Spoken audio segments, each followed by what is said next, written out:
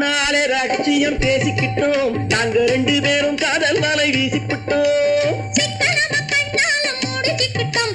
சீர்திருத்த முறையில நடத்திவிட்டோம். பெத்தாலும் 1 2 பெத்து போடுவோம், அதுக்கு ஒத்து 2 பேரும் பாடுபடுவோம்.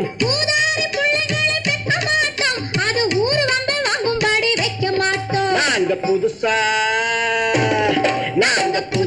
கட்டிக்கிட்ட ஜோடி தானுங்க, நல்ல பாட்டு படிக்கும் வாரம் பாடி தானுங்க.